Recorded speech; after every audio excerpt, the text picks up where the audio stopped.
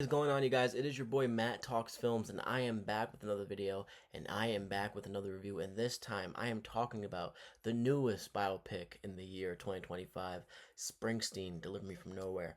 And now, I saw this film instead of Blue Moon, directed by the great Richard Linklater. It was a mistake. It was a freaking mistake, but I did it. I originally wasn't going to talk about this film. That was my initial reaction walking out of the theater. But I had some really strong opinions about this film. I was like, you know what? Let me go say what's up to my 45 subscribers on YouTube and talk about this film. So, if you made it this far in the video, leave a like, comment, and also follow me everywhere I'm Matt Talks Films, Instagram, TikTok, and Twitter. And also, while you're here, subscribe. Why not? Springsteen, Deliver Me From Nowhere. This was a lackluster, underwhelming, and honestly, quite frankly, boring film. This film should have been called Springsteen, Deliver Me to Boredom, because that's how I felt for a good majority of this film. And don't get me wrong, there are moments of this film where I was like, wow, okay, that is interesting. And wow, okay, that sounded really good. Oh, wow. But that's really minimal compared to what I didn't like and what, quite frankly, I was bored and unentertained by. So let's talk about Springsteen. The story is quite simple. It is a young Bruce Springsteen right before he reaches his peak stardom and his world phenomenon status. He is young in his career and he is struggling with his soon to be stardom, with his past ghosts and the past traumas in his life. And ultimately, that is the scene and that is the stage for this film. And to be quite frankly, this is your prototypical, your stereotypical musical biopic. And honestly, I don't know about you as a film viewer, I am tired of musical biopics in the year 2025. I am just tired of them. They all feel the same, they all feel entertained, and they all kind of leaving you asking the same question. Why was this made? What was the point? What was the point of making this film? What is there to garnish from this film? Those are all of the three questions I was asking myself leaving the theater and as soon as the credits hit. And honestly, another feeling I felt during this film was like, man, can this film end any quicker? Because this film overstayed its welcome. So let's talk about the performances real quick. Jeremy Allen White stars as Springsteen, Bruce Springsteen, in this movie. I will say this: there are a couple parts in this movie where Jeremy Allen White brilliantly conveys a sense of tenderness and warmthness and a sense of depth as a person, as Bruce Springsteen. And he also portrays and gives us a really goddamn good singing performance. There's a rendition of Born in the USA sang by Jeremy Allen White in this film that just blew me away and was by far the most electrifying and the best scene of the film. However, that takes place at the halfway point of the film. There's about 45 minutes left of the film after that, and none of that lives up to the previous scene, Born in the USA. So Jeremy Allen White, I can't help but to compare this performance to the musical biopic that we got last year. That was an Oscar nomination, both in performance and in film. Complete Unknown, directed by James Mangold, starring Timothy Chalamet as Bob Dylan, also starring Ed Norton. Timothy Chalamet completely transformed into Bob Dylan. He was unreal. He was completely worthy of an Oscar nomination, and he was brilliant as Bob Dylan. Now, I didn't love A Complete Unknown. I gave it a 3.5 out of 5. I like the film. I thought it was effective in some ways, and honestly, I asked the same questions that I asked with Springsteen was, why was this made, and do I really give a fuck about Bob Dylan? Really, all I cared about with that film was the performances and parts of the story. I thought it was really good filmmaking, and I thought the performances were clearly the highest takeaway from that film. That's why I gave that film a 3.5 out of 5. But then when I look at Springsteen and the performance that Jeremy Allen White gives, it is nowhere in the same category as Timothy Chalamet, which is obviously a high asking price at this point, especially in Timothy Chalamet's career, because Timothy Chalamet is one of the great actors in the world of film right now, and he might go on to be one of the greatest actors of all time. That's how talented and gifted and special Timothy Chalamet is. But then you look at Jeremy Allen White's performance in this film, it is non-transformative at all. The only thing that shocks you and really woes you with his performance in this film is his singing ability, because you didn't know he was a singer going into this film. So besides him woefully blowing you away with his singing, besides that, there's nothing to garnish from his performance here. I was watching this film, and if his character's name wasn't Bruce Springsteen, I was just watching Jeremy Allen White. That's how I felt. Listen, I like Jeremy Allen White. I think he's a pretty good actor. I think he's talented. I didn't watch Shameless. I didn't watch The Bear, but I did see him in Iron Claw, which is one of the most underrated movies of the 2020s. I thought he was great in Iron Claw. But to say he's Oscar worthy here, to say he was great here, would just be flat out wrong. And honestly, to say he was even good here would just be flat out wrong, in my humble opinion. I don't think he's good in this film. The only thing that's good about him is his rendition of Born in the USA. That is a goddamn good rendition of Born in the USA. The other performances in this film, specifically the supporting acting performances in this film, heavily outweigh the performance of Jeremy Allen White here. And that is not a good thing in the slightest, because essentially this film is a catalyst, a vehicle to display how talented of an actor Jeremy Allen White is. And honestly, the supporting actors heavily overshadow him, in my opinion. We get Jeremy Strong in this film, who I love. The Succession. I think Succession is the greatest show of all time. That show is terrific. Jeremy Strong is in this film as John Landau. Jeremy Strong is the best part of this movie alongside Stephen Graham, who also is one of the best working actors in Hollywood. He is brilliant in every film and piece of media he does. Stephen Graham and Jeremy Strong are easily the biggest takeaways from this film, in my opinion. We even get David Krumholtz, who is sneakily one of the best supporting actors you can have in any film, whether it's comedy, serious. He's terrific in Oppenheimer. So the supporting actors in this film heavily overshadow the main catalyst of this film, which is Jeremy Allen White. Jeremy Strong, man, he is so goddamn good. I thought he should have won the Oscar in The Apprentice last year. He's absolutely terrific in that film. He was so goddamn good in The Apprentice as Roy Cohn. And then in this film, he's John Landau, and he's easily the scene stealer. Some of the best scenes in this film feature John Landau and his wife, where John Landau is trying to figure out what's going on with Bruce Springsteen, why he's feeling this way, why he's so adamant about releasing Nebraska and straying far away from his previous works.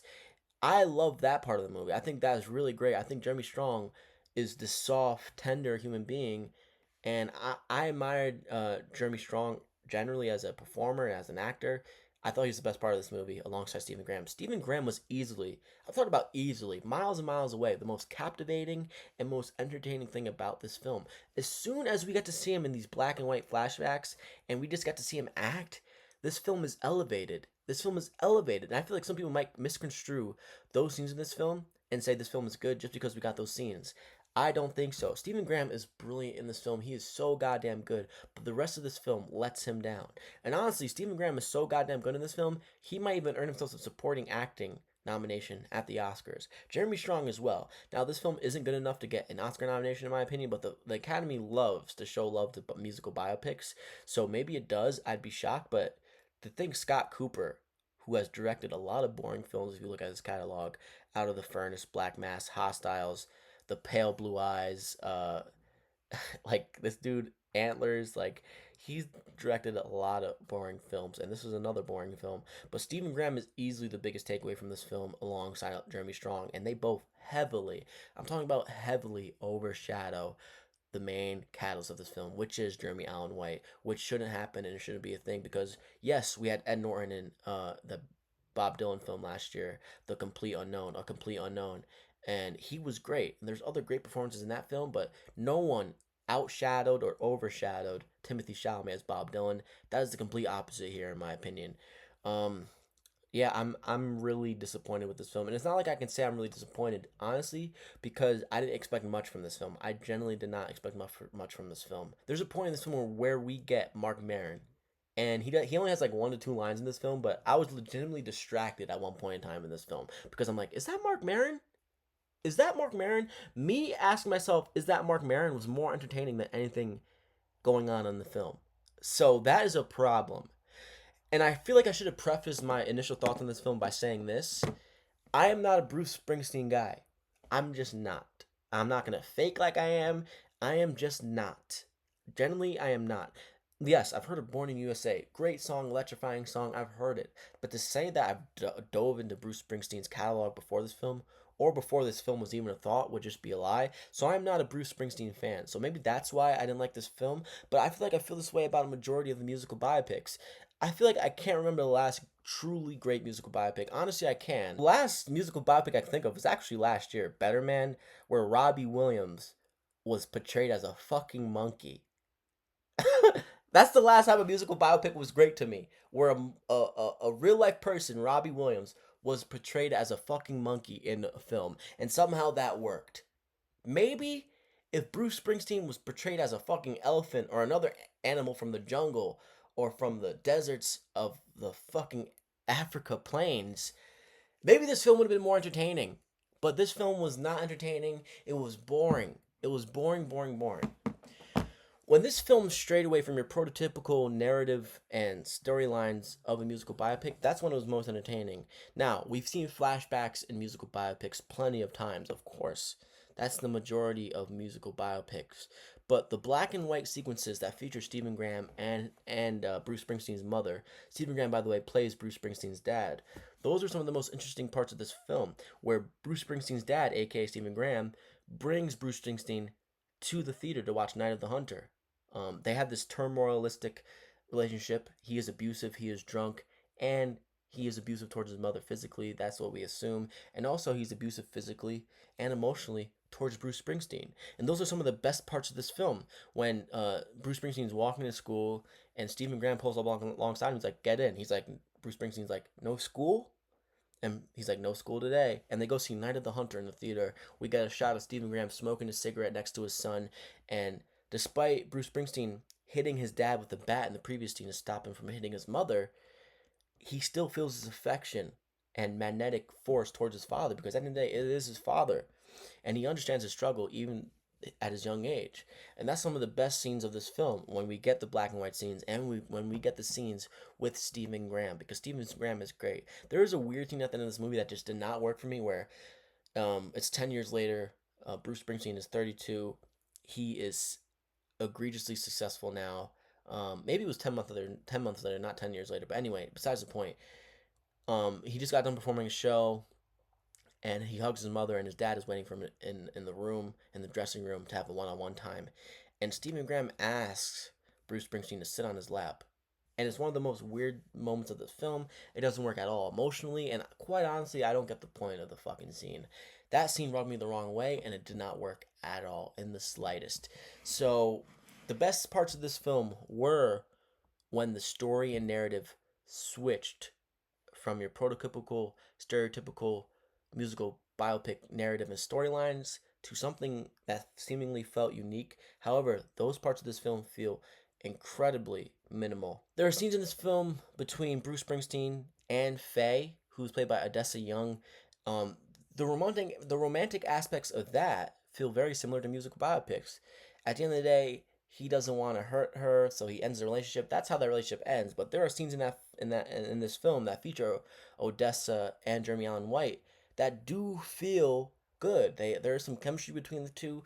Like, there's a scene in this film where Bruce Springsteen says something along the lines like, "I'm a king," as they're breaking into this like little carnival / fair playground thing. He's like, "I'm a king. I'm not doing anything wrong. I can get into this place without getting in trouble." And it's just them two. And he turns on the light, and the carousel starts to spin around. She hops on the horse. He's standing next to her, and there's a scene where she's on the horse, and obviously anyone who's been on a carousel, the horse goes up and down. And there's scenes where the tension and the chemistry begins to gain a lot of traction and weight, because as the horse goes up and down, specifically down, her eyeline and her lips are matching up with Bruce Springsteen's eyes and lips. And it is a really good scene, and that's one of the best scenes of the film. That's also during the first half of this movie. So yes, despite the romantic aspect of this film feeling very, very similar to previous musical biopics, there are aspects of the romantic story to this film that work. But to be quite honest, the only parts I want to remember of this film, and honestly the only parts I'm starting to remember about this film, was one, the Born in USA rendition by Jeremy Allen White, which is the highlight of this film. Stephen Graham and Jeremy Strong, those are clearly the two highlights of this film. They are great. And that's really about it. To say I remember any of the dialogue, to say I really gained anything from the story, would just be a lie. And to say that I was eagerly and overly impressed by Jeremy Allen White's performance in this film would straight up be a lie. And you know what? You come to this channel hopefully to hear some truth and honesty, and I'm giving it to you guys plain and honest. This movie is boring, it is lackluster, and I am sick and tired of these musical biopics, and I'm sick and tired of these films, particularly musical biopics, and honestly just biopics in general, trying to make me care and feel bad for a billionaire major musician. Like, I know he grew up harsh. I knew he grew up in an abusive household. At the end of the day, Bruce Springsteen is a billionaire now. How am I supposed to care or relate to him? Yes, there are relatable aspects to this film when it comes to Bruce Springsteen's character. He is dealing with past traumas. He is depressed. He is trying to find a new sense of living. He wants to leave his hometown so he can run away and forget about his past and he can move on with his life. He's a man who's struggling to get real professional help. But that's really about it. And honestly, I don't give a fuck about Bruce Springsteen. And I didn't give a fuck about Bob Dylan, to be quite honest. I didn't care for his music, despite there being some great songs from Bob Dylan and how influential Bob Dylan is. That is true and infinite. However, I didn't give a fuck about Bob Dylan. I didn't give a fuck about Bruce Springsteen here. I genuinely didn't. The only musical biopic I cared about was Robbie Williams, and he was portrayed as a fucking monkey. So the musical biopic state of film is bad. It is egregiously bad. And this film is another example that, listen, I wish I loved this film, and I wish I saw Blue Moon, Richard Linklater's film, over this. Instead, I saw this for some reason. I am sorry, Richard Linklater, because you are one of the greatest filmmakers of all time, and I chose to see this before your film. That was a mistake. I will be going to see Blue Moon tonight, or hopefully tomorrow afternoon, because Richard Linklater, you deserve a ticket bought to your films, especially in theaters. So, listen, another musical biopic that makes me fail to care about the catalyst of the film, which is Bruce Springsteen in this film. If you cared about Bruce Springsteen in this film, it's only because you probably grew up with him and you're an older person, or you really found a love for his music over your life. And I haven't. And nor will I ever, I think. So I didn't care about Bruce Springsteen. I didn't care about Bob Dylan. And that is the main problem with those films. But when it comes to A Complete Unknown, I was fascinated and enamored by the performances of that film, particularly the vehicle of that film, which is Timothée Chalamet. And James Mangold actually had some interesting filmmaking in that film. When it comes to this, everything felt dull, it felt lackluster, it felt boring, and honestly, it failed to entertain me for the majority of its runtime. So, my overall rating and my opinion for this film is, I give this film a 2.5 out of 5, which might even be a little too high. It probably deserves a 2. There are 2-star films that I wouldn't want to watch over this, and there are 2.5-star films that I would prefer to watch Deliver Me From Nowhere again compared to those. So this is a 2.5 out of 5. Probably a little too high, and this is a film I will never revisit again. Never. Never revisit this again. And I'm kind of shocked if people like this.